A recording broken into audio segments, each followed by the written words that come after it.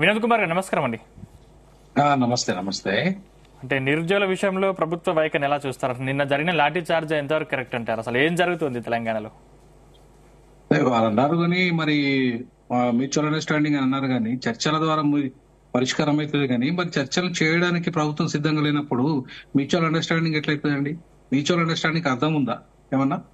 ఇప్పుడు చర్చలు అనేది ఎవరితో ఎవరు చేయాలి? చర్చలు అనేది ఎవరైతే డిమాండ్ చేస్తున్నారో విద్యార్థి సంఘాలు, లేదంటే మేము విద్యార్థుల తరఫున ఒక కమిటీ కూడా వేయడం జరిగింది. మేమే స్వచ్ఛందంగా ముందుకు వచ్చి ప్రొఫెసర్ అరగోపాలు, జస్టిస్ చంద్రకుమార్, నేను, కొంతమంది ప్రయాస సంఘాలు కలిపి ఒక స్వచ్ఛందంగా కమిటీ వేసి ఓపెన్ గా ప్రభుత్వానికి ఆఫర్ ఇచ్చాం. ఏమి విద్యార్థుల పక్షాన మేము వస్తాము, కొంతమంది విద్యార్థుల యొక్క వాళ్ళ ఓపెన్ గా మీరు ఇచ్చింది ఏదైతే ఉందో హామీలు, డిప్యూటీ సీఎం అసెంబ్లీ సాక్షిగా 1:100 చేస్తామన్న హామీ, అలాగే సీఎం గారే ఇప్పుడు ప్రస్తుత సీఎం గారు గతంలో ఆయన వచ్చి విద్యార్థి మీటింగ్లు ఎక్కడైతే ఉన్నాయో ప్రెస్ క్లబ్ బషీర్ బాగ్ లో ఇచ్చిన హామీలు, అలాగే చిక్కడపల్లి లైబ్రరీకి రాహుల్ గాంధీ గారు వచ్చి ఇచ్చిన హామీలు, మీరు ఇచ్చిన హామీలను అమలు చేయండి అని చెప్పి విద్యార్థులు అడుగుతున్నారు. మరి ఇది తప్పు ఎట్లయితుంది? తప్పు ఎట్లయితుంది చెప్పమని చెప్పండి. తప్పు అయితే దేనికైనా రెడీ. తప్పు అయితే అది నెగోషియేషన్స్ అనేది ఎలా ఉండాలంటే విద్యార్థులకి ప్రభుత్వానికి మధ్యలో నిజంగా ఒక అంగీకారం, ఒక దాంట్లో కాకుండా ఒక 6 డిమాండ్లు పెట్టారు. 6 డిమాండ్లలో మేము 6 డిమాండ్లు కాకుండా పలానా డిమాండ్ కు మేము అంగీకరిస్తాము, వాళ్ళు కనీసం పరీక్షలు వాయిదా వేయమన్నారు. ఒక నెల డిఎస్సి వాయిదా వేస్తే వచ్చే నష్టమే ఉందండి? గ్రూప్ 2 పెంచుతా అన్నారు మీరే, గ్రూప్ 3 పెంచుతా అన్నది మీరే, 1:100 చేస్తా అన్నది మీరే, ఈవెన్ మెగా డిఎస్సి పెంచుతా అన్నది మీరే. తర్వాత ఇంకా మీరు మిగతా ఇవన్నీ ఎగ్జామ్స్ వాళ్ళు ఇప్పుడు వాళ్ళే టీజీపీఎస్సీ ఇచ్చిన ఎగ్జామ్ షెడ్యూల్లో ఇవాళ ఎగ్జామ్ అయితే రేపే ఇంకో డిఎస్సి ఉంటది, ఒక 1 వీక్ లో ఇంకొక పరీక్ష ఉంటది. 13 ఉద్యోగాలు లేవు, భర్తీ చేయలేదని చెప్తున్నారు, మీరే చెప్తున్నారు. మరి గ్యాప్ ఇవ్వాలి కదా, ఒక ఎగ్జామ్ కు అందరికి అవకాశం రావాలి కదా. మెజారిటీ వాళ్ళు నిరుద్యోగులుగా ఉన్నారు, 30 లక్షల మంది పైగా ఉన్నారు. మరి వాళ్ళందరూ కూడా గ్రూప్ 1 ఆఫీసర్ కావాలనుకుంటారు. అలాగే కొంతమంది టీచర్లకు కూడా దాంట్లో అవకాశం ఉంటుంది, బీఈడీ చేసిన వాళ్ళు ఉన్నారు. అలాగే రకరకాల ఉద్యోగాలు, చాలా ఉద్యోగాలు ఉన్నాయి అందులో. ఈ ఉద్యోగాలు అన్నిటికీ దాదాపు వాళ్ళందరికీ అర్హులే, ఒక ఇంజనీరింగ్ విద్యార్థులు తప్ప. మిగతా ఉద్యోగాలకు అందరికీ అర్హులే కదా.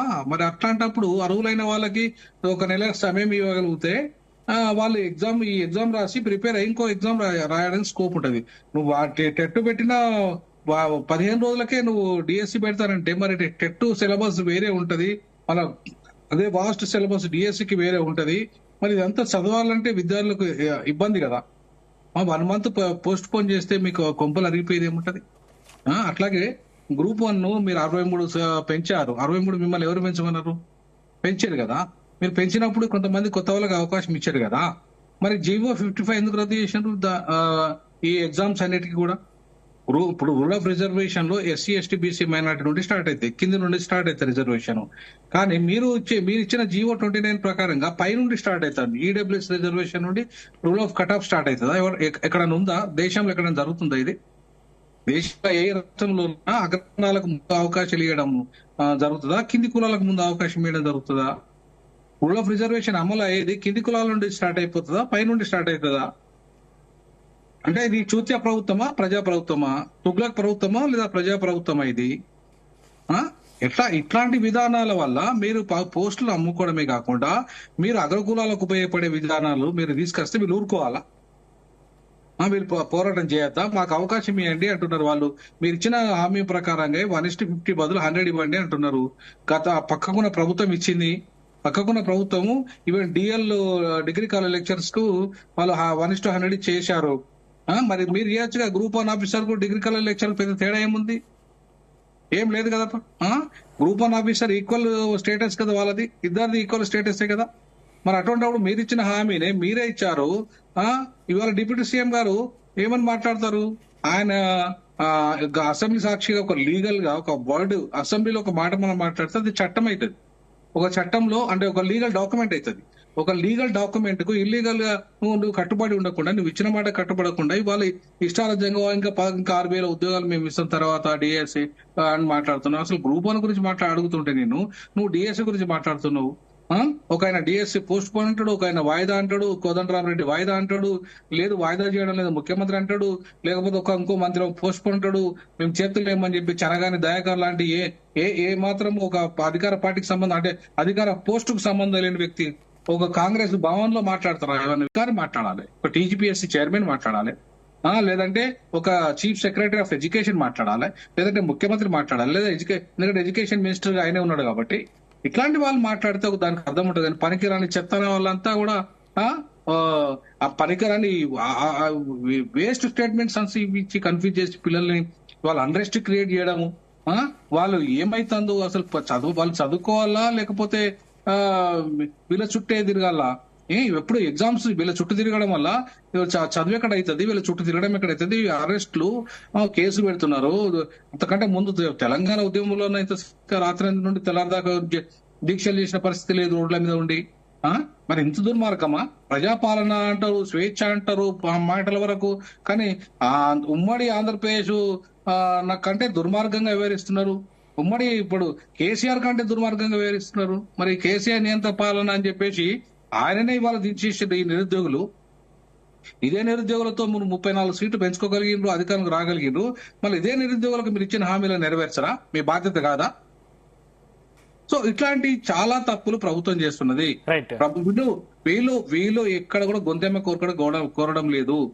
వాళ్ళ మీకు సమయం ముఖ్యమంత్రి గారికి ఉరికిరికిపోయి ఒక ముఖ్యమంత్రి హోదాలో ఉరికిరికిపోయి ఒక ఎమ్మెల్యేని తీసుకొచ్చుకోవడానికి, లేకపోతే ఇంకో ఆయన జీవన్ రెడ్డి అలిగిండి ఆయన దగ్గర పోవడానికి నీకు టైం దొరుకుతుంది, కానీ విద్యార్థులతో మాట్లాడడానికి టైం దొరుకుతలేదా?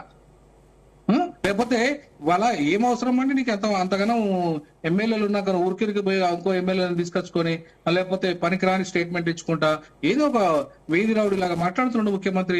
అది భాషేనా ఆయనది?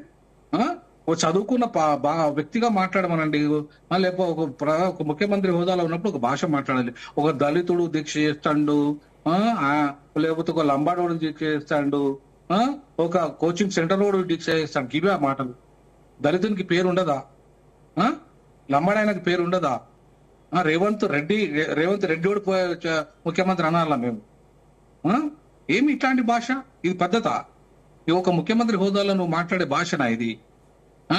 ఇట్లాంటి దుర్మార్గాలు చేసుకుంటూ పోతే విద్యార్థులు చదువుకున్న విద్యార్థులు డాక్టరేట్ చదివి ఒక్కొక్కరు పెద్ద పెద్ద చదువులు చదివి వాళ్ళ సమయాన్ని, వయస్సును, టైం, టాలెంట్ అంతా కూడా ఈ సమాజానికి మేము ఉపయోగపడే విధంగా తయారైతాము, ఈ తెలంగాణలో నవ సమాజ నిర్మాణానికి పునాదులు వేస్తామన్న యువతను దుర్మార్గంగా మీరు వాడుకొని వదిలేసి చీట్ చేసి మోసం చేయడమే కాకుండా ఇంకా వాళ్ళని అణచివేస్తారా?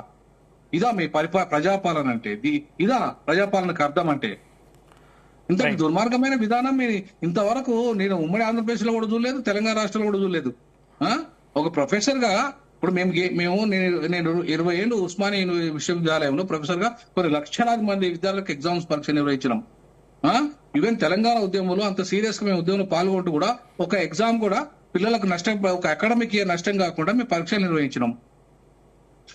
ఆ పిల్లలకి ఎక్కడ కూడా ఇబ్బంది కలగకుండా వాళ్ళకి ఏ ఎగ్జామ్ కూడా ఈవెన్ ఆయన ఆనాడు ఉమ్మడి ముఖ్యమంత్రి కిరణ్ కుమార్ రెడ్డి జాబ్స్ ప్రకటిస్తే ఒకవైపు జాబ్స్ ప్రిపేర్ చేసుకుంటూనే ఆ జాబ్స్ అటెండ్ చేసుకుంటూనే ఒకవైపు తెలంగాణ ఉద్యమంలో ఉంటూనే మరొకవైపు ఎగ్జామ్స్ రాసిండ్రు వాళ్ళు.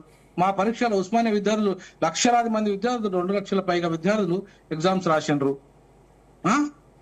దాదాపు 5 లక్షల మంది విద్యార్థులు అఫిలియేటెడ్ కాలేజీలు అంతా కలిపితే ఎగ్జామ్స్ రాసిండ్రు. వాళ్ళంతా కూడా మేము ఇంత ప్రాపర్ గా ఉద్యమాన్ని నడిపి తెలంగాణ రాష్ట్ర సాధనలో కీలక పని చేస్తే తెలంగాణ ఉద్యమానికి సంబంధం లేని వ్యక్తి ముఖ్యమంత్రి చేసి ఇవాళ ఈ రీజనల్ రింగ్ రోడ్ కు టైం ఉంటది, 1,000 కోట్ల రూపాయల వ్యాపారాలు చేయడానికి టైం ఉంటది, లేకపోతే దాని ఎందులో ఎంత డబ్బు వస్తుందో దాని విషయంలో టైం ఉంటది, లేకపోతే ప్రతిపక్ష పార్టీ మీద ఎంక్వైరీలు చేయడానికి టైం ఉంటది. అదే ఒక ముఖ్యమంత్రిగా, ఒక ఎడ్యుకేషన్ మినిస్టర్ గా దీని మీద విద్యార్థులతో మాట్లాడే టైం ఉండదా, లేదా మేధావులతో మాట్లాడే టైం ఉండదా? నువ్వు అదే నీ అరగోపాలే ప్రజాస్వామ్యం వర్ధిల్లింది అన్నాడు కదా వెలమవయ్య రెడ్డి వస్తే, మరి ప్రజాస్వామ్యం వర్ధిల్లి అరగోపాలనే మేము చైర్మన్ గా చేసినాం, కోదండ రామరెడ్డినే మేమిద్దరు ప్రతినిధులకు పంపుతా అన్నాడు. మరి వాళ్ళతోనే చర్చించి పరిష్కరించవచ్చు కదా. వాళ్ళిద్దరే కదా ప్రజాస్వామ్యం వర్ధిల్లిందని మాట్లాడిన వాళ్ళు. ఇలా ప్రజాస్వామ్యం ఉన్నదా తెలంగాణలో? అసలు సామాజిక న్యాయం ఉన్నదా తెలంగాణలో? మరి ఇలా ప్రొఫెసర్ అరగోపాల్, ప్రొఫెసర్ కోదండరామరెడ్డి చెప్పాలా ఇవాళ ఏ సామాజిక న్యాయం ఉంది? రెడ్ల రాజ్యం ఉందా, ప్రజాస్వామ్యం ఉందా? కార్పొరేషన్ లో రెడ్లు ఉన్నారా, లేకపోతే మిగతా 93% ఉన్న వాళ్ళు ఉన్నారా, Right. లేకపోతే ఎంపీలైన వాళ్ళు వాళ్ళేనా, ఎమ్మెల్యేలైన వాళ్ళ మంత్రులైన వాళ్ళు వాళ్ళేనా ఎక్కువ Right. శాతము, లేకపోతే ఈ 93% ప్రజలకు న్యాయం జరిగిందా? ఈ విద్యార్థులంతా 93% ప్రజలు వీళ్ళంతా అన్యాయానికి గురవుతుంటే మాట్లాడద్దా, ఉద్యమాలు చేయొద్దా, మాట్లాడద్దా?